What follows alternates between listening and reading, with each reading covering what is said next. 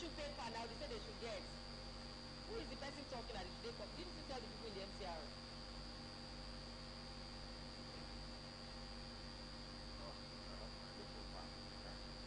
Okay, sorry.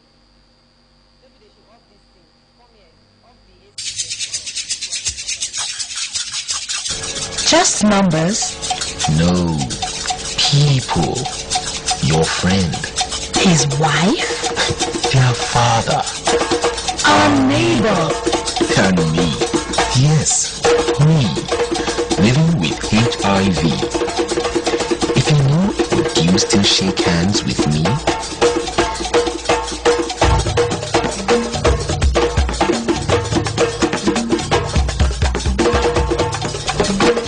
Remember, it could just be the man in the mirror.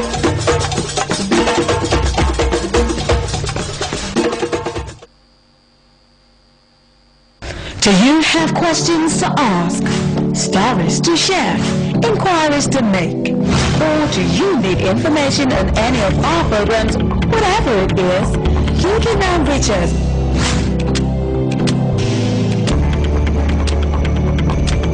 Or send an email to. You can now reach us 24/7, 365.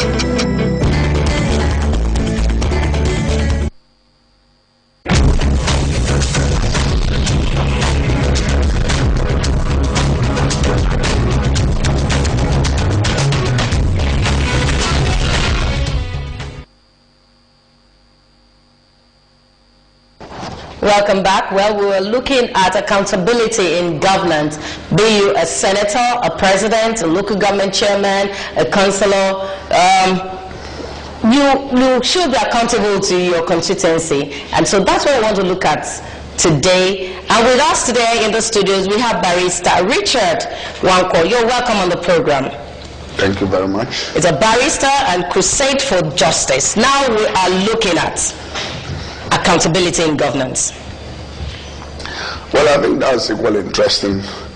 And as a matter of fact, you can't talk about constitutional democracy without accountability. You can't talk about political offices with responsibilities attached to it. And of course, you know, one of the greatest challenges we're having in this part of the world is that we have people in government who are far bigger than the government itself. And that goes also into the kind of crisis we have today.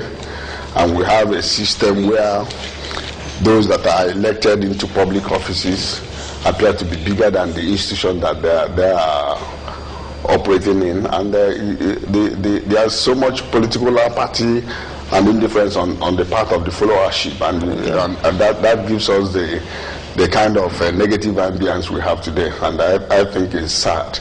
But with the engineering, social engineering that is going on now, I believe that a lot of awareness is being created, like what is presently going on this program is part of the contribution the media has to make in order to achieve some level of accountability within the confines of political. So how can they be accountable to their people? Well, you cannot talk about accountability without talking about figures. Okay. You cannot talk about political accountability without talking about Naira and Kobo in Nigeria. Yeah. And of course, you know, a whole lot, you know, has kind of gone wrong in the political equation. And I have consistently maintained that even going on the strength of the provisions of the Constitution of Nigeria, which we operated under the Shagari administration, the 1979 Constitution, the Constitution itself appears to be a perfect document. The problem we have with our own political system here lies with the operatives of the document, and of course that extends to every facet of our natural, our political life. Of course, you know what is obtainable even at the lowest segment if you are talking about the road culture yeah, of the average Nigerian. There's a lot of emphasis on the roadworthiness of the vehicles, yeah, but nobody talks about the roadworthiness of the drivers. So that is the problem we have today. The Constitution on its own, indices, embody a lot of assumptions, one of which is that the people who have been elected into public offices are decent people, that they are naturally meant to be enlightened to a certain level, that they are meant to be free thinkers. A lot of presumptions are put into that political permutation. But you find out that on the contrary, you see ex-convicts who are in political offices. You see people who are desperately, you see people who are naturally propelled by greed. Because some of these phones you hear about, that so and so phones are missing, there are phones that a generation of people cannot, even in the height of their profligacy, cannot expand. So you keep wondering, why are we so much attached to this quest for power, wealth acquisition? And these are things that do not exist in other dispensations. No, but they said the society, they actually said that the society, they alleged that society has encouraged this, because if you have been elected, before going into that power, that seat, your family will call you together. See, we are just two in this family. We don't have a house in the village. We are in Lagos, we are in rented apartment. And watch, they even said, some friends will call you, don't slack there. That's the word they use. Don't go there and slack. Like my producers, you don't sleep on the wheel. Don't go there and slack. Some other people around your community will call you to say, you see, when you get there, make sure this is the only road you will do. So some have said that the society as RM is encouraging these people. So when you are elected into office, you start seeing that things will begin to change around them, leaving the people that are elected, people that elected you in power, leaving what their needs behind you. So could it be that the society is also encouraging what you're saying? Yes, of course you cannot take it away from, because these politicians are elected from amongst the entire Nigerian political landscape. But you see, just like Caesar's wife, they must be above board. I remember when the late Nelson Mandela was elected the president of South Africa. It was a private company that provided the funds with which they piped water into his country home, about $60,000. So if Nelson Mandela were to be a Nigerian president, do you think he would have a problem getting 60,000 naira to? But in an environment where there is accountability, and it has to do with the integrity and the personality, the biological makeup of the political leader in question. So that is why you find out that at every point in time that we are being led by the wrong set of people. When Shagari came in as the president, he said all he wanted in life was to be a senator. They put him there. Obasanjo was in prison. The military hierarchy did their mathematical permutations and pulled him out, and he became the president without winning any vote in the entire southwest region. So that is it. We keep having presidents who actually do not want or never wanted to get near to the president. Even if you don't want to get near to president and you are being fixed there, won't you give an account? There must be drive. It's not just being accountable. Okay, you must have a drive. There must be that drive. There must be that political culture. There should be an inherent political finesse. You must be prepared to serve. I will give you a very radical example. If you read John F. Kennedy's book, he published that book in 1963, Profiles in Courage. He was talking about 5 great senators.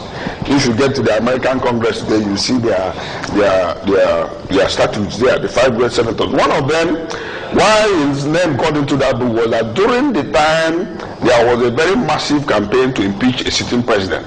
Okay. 2 political parties.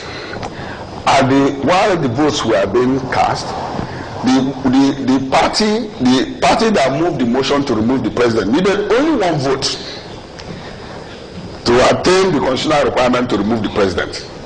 And the person to cast the vote was a member of their own political party. So when that senator got to the rostrum, they were coming up to vote individually.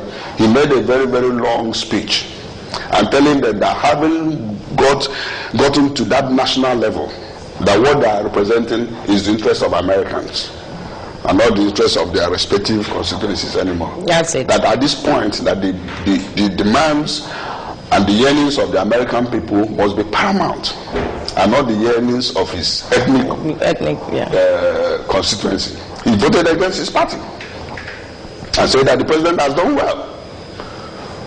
So when you're talking about accountability, it has to do with the personal makeup of some of these individuals. Yeah. The avalanche of vandals we have in politics now, they are not the kind of people that will move any nation forward. Yes. When you're talking about driving a nation forward, and you're talking about accountability, Nigeria has enough forms to transform. But you see, there is no way any bright-thinking person, it is mathematically impossible to move this nation forward with the number of states we have. So are you saying they should increase it or reduce it? Of course, you know that we know that the solution lies in dropping this number to 6 regions. It is mathematically impossible. When you look at the equation and you look at the funds coming, you find out that over 80% of the funds being generated in this country are being expended on recurrent expenditure. Yes. So where does that leave the country? So you have 36 governors and 36 deputy governors. Most of these states are absolutely economically redundant. In fact, they are economically comatose. So what they do is that they wait at the end of the month, they go to Abuja and get the allocation. If you want to practice constitutional federalism, you cannot divorce fiscal policies and the fiscal culture of constitutional federalism. They must go together. You cannot say that this product, the oil money is coming from this place, and then you start sharing it to everybody. If you are talking about constitutional federalism, you must practice it to the core. When they talk about homegrown constitutional federalism, they are talking about satisfying the yearnings and interests of certain individuals. Before you continue, we'll have to invite the viewers to be part of this show. So you can call. The telephone number is going to be there right now, fixed on TV set. You call to be part of this edition. Okay? So you can continue. So I'm even excited by some of the international instruments. Okay, before you continue, there's a caller in the house. Mr. Woma, once again, welcome. Barrister is greeting you. I'm with you. Good morning. Hello. Yes, we can hear you. Good morning. I find that what it is that in other countries, their system are working and their system is not working. And they are saying that it's the individual issue of this system working. I ask you a question, how come that it is easy for me in Nigeria to know how much President Obama is taking, and also some senators in America, and also how much my own senator representative is taking? And I do have a question. I secondly, why should I sometimes when those issues come up, you learn great problem? Because we are going to even move to a great solution. For the fact that when issues suffer with no money, you will be able to hire senior police and Nigeria from 10 to training. And this training plan, as we say, will come to constitution of in order to free these people. The level principle of the state you are in the position that to be this way, you reach a certain level, you will not be able to become criminal. In fact, as we said, the election becomes forced. Why we don't have to call Chile to do that Nigeria? They are not supposed to do that of the house. Chile to do that of their paper, but of Nigeria. So that will be the Nigeria to defend Nigeria, not criminal. Thank you. Okay, the first one he said, Barrister, he said that, is it an individual challenge or the system we are in right now? He also talked about if there's a challenge, if we had problems with people, they will just get a barrister or a son to settle it when it comes to embezzlement. Well, you see, I think that first and foremost, I must address the issue of political structures. Okay. For you to move a nation forward, you have to strengthen the institutions. And if you remember vividly when President Obama came to Kenya, the emphasis was on setting up an enduring political structure, setting up institutions that can sustain the political structure. It is what we see in Nigeria is that you see occasional and sporadic flashes of seriousness, like what we had during the Rebado era, during his time in EFCC, the same thing played out during the time of Professor Dora Akunyele in NAFDAC. Yes, when she was. You see, you don't do things because of individuals. The same thing played out years back when Westerhoff was the coach of Nigeria. He succeeded because the institution was cannibalized, and any assistance he needed, he went straight to Ikobo, to Aso Rock, to get the assistance. But you see, if you want the system to function well, you have to focus on strengthening the democratic structures, and you have to empower them, and then you have to also look at the issue of their financial demands and give them some measure of independence, like we are witnessing now. But it's also comical when you look at the amount of money being spent in conducting elections in Nigeria. You now start asking yourself whether the cost of this democracy, is it not better we abandon this type of democracy? So a lot of issues are coming up. So first of all, you have to strengthen institutions. And in strengthening these institutions, you need men of integrity to do that. There are people you send into some of these institutions, they will cannibalize them. Of course, you remember some time ago, some years back, a particular roving ambassador, so to say, all these ambassadors, plenipotentiary we used to have, went to London and forgot about the £140,000 in a taxi. Yeah. All he needed to do was to fly back the following day. And when he came, some journalists accosted him at Mauritania airport. I said that you were supposed to be attending some bed resettlement and all that. He told them that he forgot some money in the taxi. That is the culture of that era. And then what is the minister doing with £148,000 in a taxi in London? So that is the culture, and it's unfortunate that we have failed to appreciate some of these things. You see, this country is bleeding and people do not want to accept that. You cannot prepare a revolution without focusing on having a very strong look internally. The Israeli population is about 6 million. The laser eye surgery started from Israel. The reason being that the Israeli military were desperate. They needed more marksmen in the military, and they were having an aging population. They needed more marksmen. They had to move out of the confines of the known technology to deal with the issue of laser eye surgery. Today, if you do that, which I hope to do very soon, you throw away your reading glasses for life. About 15 minutes to surgery. So nations look at their problems and address it. During the Second World War, the Americans did that with the Manhattan Project. When they found out that, look, you can't solve this problem with these bombs killing 2, 3, 5 people. They needed something that would deal with cities. Yes. And they come up with that solution. And let me tell you, those people that handled that project never knew why they were summoned. Because that is the mindset of the government. And that is why the armored car today still answer the armored tank. Because the engineers that constructed the first armored tank for the British government never knew what they were designing. But that the British people knew that this is what they wanted. So what is killing this in our country? What is killing accountability? What is that thing that is killing it? Leadership. Fine. The leadership must be forensic minded, must be positively tuned, must be geared to assist the people. When the leadership moves, you don't need, like after the Mauritania coup, when Mauritania came into power, when Mauritania moves, you see the nation go along with him. And that is what Mandela did. Because at the time Mandela came into power, the over 80% of the white South Africans were at the verge of moving to other nations. Countries like Canada and others were giving them visa if you could afford that. But it took only one speech.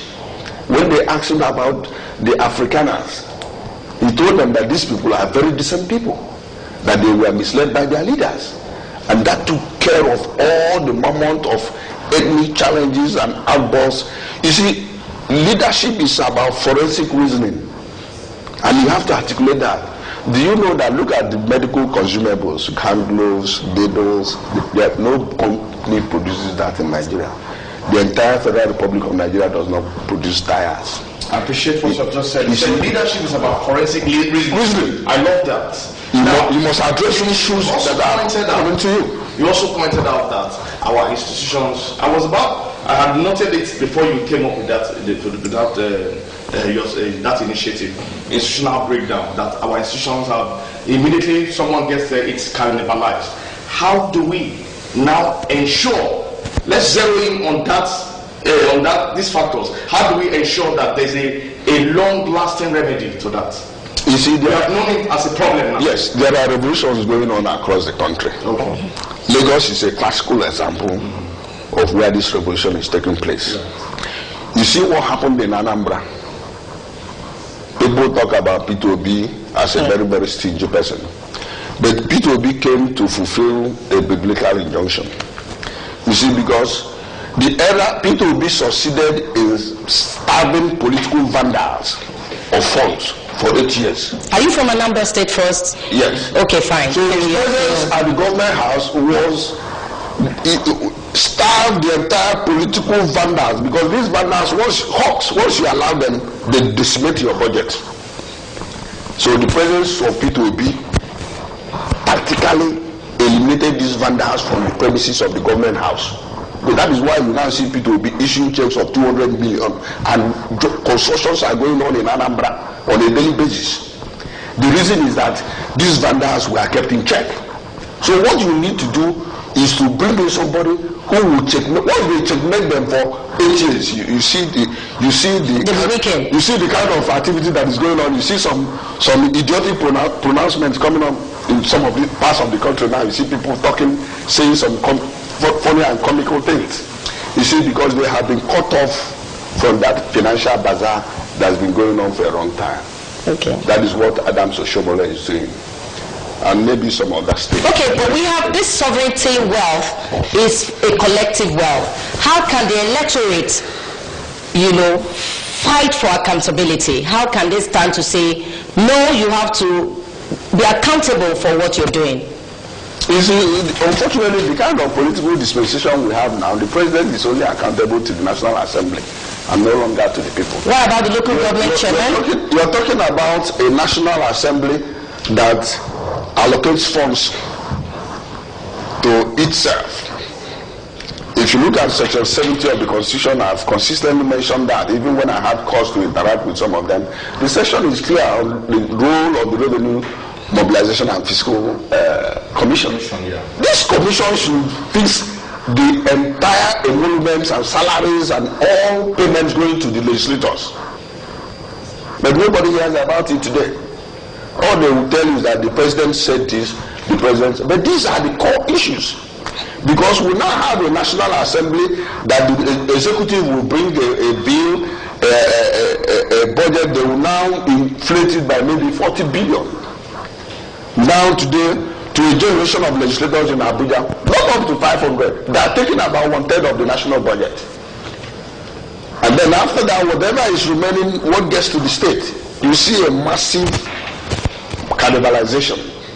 Because you have these deputy governors, they also have coterie of security details, attendants, drivers, gardeners. You see, Nigeria is a good joke. If you want, we don't need more than 2 people to move this nation forward. And as far as I know, the political dispensation we have here is a monumental waste. The reason is that if you want to copy to help the people, you copy properly. Canada is a democratic society, but in Canada, if you join politics today, virtually everything you do will come from your pocket. And that is why in Canada they keep appealing to people, please come and serve, everybody is running. So when they are talking about restructuring, they are talking about sovereign national conference or national conference, and they are raising the issue of nomadic. What has nomadic education got to do with the restructuring of Nigeria? You see, when you burden a system, it becomes very unproductive. I was thinking that this conference thing should be a forensic adventure where critical issues will be resolved. And I also do not share the sentiments of the president when he now saying that Nigeria is an indissoluble, because that language, the power of unity does not lie with the president. It doesn't lie with the president. What lies with the president? For you to have a very vibrant community, you must entrust justice and equity. When you take away justice and equity, you are telling us that the people saying that Nigeria is an indissoluble, there are people selling oil. There There are people look at them. There are people said, of course, it's been repeatedly said that the North has over 80% of the oil. I don't want to go into that. But if it is true, is it not ironical that somebody will fly 1,700 something miles to River State and go? I have to cut you there. We have Mr. Uzo on the line. Hello, Mr. Uzo. Thank you for calling once again. Good morning. Good morning, my brother. I wish you same.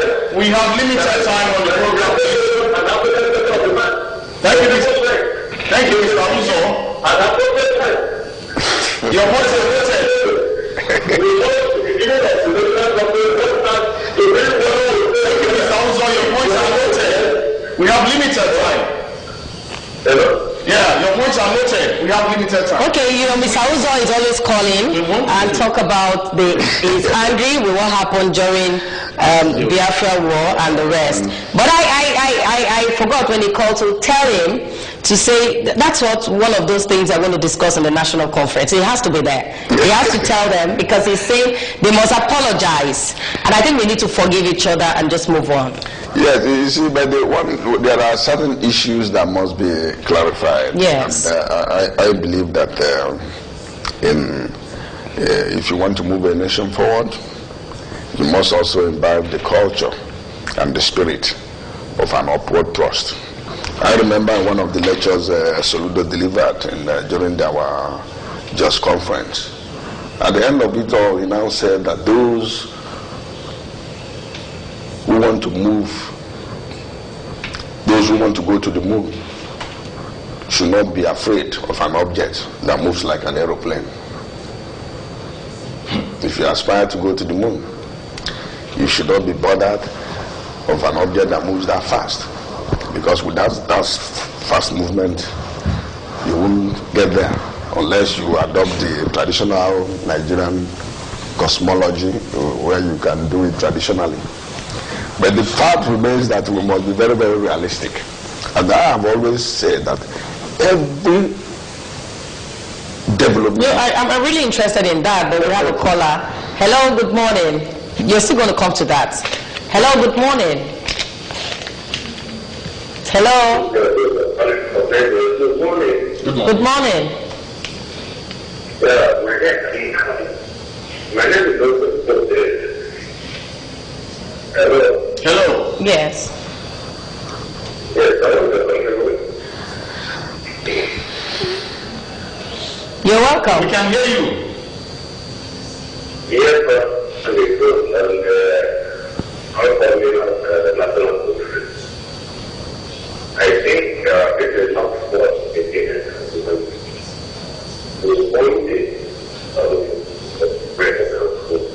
I think he needs to call back. It's not clear. Hello, we're not getting you very well here. You need to call back or you speak up. Hello? Okay, you were talking before. We'll let him continue with what he's saying. I want to quickly react to what Mr. Rizal has just said. And let's go back to the topic proper, accountability. How do we move the nation forward? You see, when we are talking about accountability, there are enough checks within the constitutional framework. And I just gave you one. Section 70. Section 70 is designed to deal with the excesses of the members of the National Assembly. So the question now is, what is the role of the Revenue Mobilization and Fiscal Allocation Commission under this present constitutional dispensation? You see, the House of Reps making efforts to water down the demands, the requirements for the impeachment of the president. You see a National Assembly that has completely lost focus, and they are busy chasing shadows.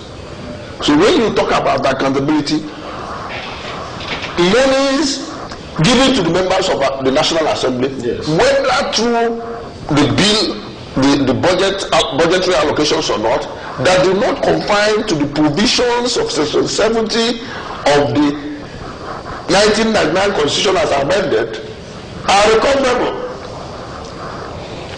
Interesting. Okay. They are recoverable. Interesting, yes. Okay. Because these funds are allocated to them unconstitutionally. The only body that has that say is the commission. So why are they playing it down? Is it their father's funds that they are spending? That as of today, I do not know how much money that I remember who is representing my constituency ends in the National Assembly. Yes. Okay, we don't have enough time. We'll have to round up. The issues you are saying now, can you please finally, your last word, tell us, how can we ask the local government chairman to give us, tell us, if he's not doing the roads near us, if he's not doing what he's supposed to be doing, how can we tell him to account for anything he's doing? We need to tell them. Then we're looking at the local government chairman, we're looking at the governors, we're looking at the ministers, we look at commissioners, we look at the president. We need your advice. The Constitution of the Federal Republic of Nigeria, 1999 as amended, was packaged, of course you know it's a decree, was packaged with some individuals in mind. And that is why you see a state governor receiving funds that are meant for the local government. And everybody knows in this country that in some states that when the local government chairman receives 6 million, he signs that he has received 10. It's not difficult for the government to find out the true position of things. So what I'm saying is that for you to drive this nation forward, you must be a revolutionary. You must be independently minded. You must be prepared to work. You mustn't be an individual who has any spiritual relationship with Naira and Kobo. What about the electoral? And the person must not be from the property class. That is why you are even seeing Jonathan, all these clashes you are doing is because Jonathan has never been a member of the cartel. Jonathan is the first person that became the president of Nigeria from outside the ring. They have a cartel. When they come, they know themselves. They are members of this club. They've been doing things together. They've been either selling oil, marketing oil, importing this and do. So it's always been a cartel. So that is why when you see the opposition towards the program being carried out by the present president, you find out that there's some measure of viciousness because he is not a member of that cartel. He's never been a member of that political machinery. So he is an outsider who came in by God's grace into this political arena. And I expect that his advisors should be now prepared to work. There are so many things to do. And if it's difficult for them, they can copy from what is happening in some other jurisdictions. I think that he has the best opportunity to write his name in gold. And that revolution, with the type we want in Nigeria, must be intellectually driven. Now let's look at the year 2014 and ahead of 2015 polls. The timetable seems to be times almost every days will be very busy, effective from February. How do you think there will not be distraction in the system? Well, I think that we should allow some of these things to play out. The INEC as an institution needs everybody's support and encouragement at this critical time. There's a lot of discordant tones across the board. What we are now having now is not political alignment, it's political ganging up. It's no longer alignment. Political alignments are predicated on political ideologies. But when there is no ideology and the lust and the campaign is for acquisition of power, what we are having now is political gangsterism. And that will not take us anywhere.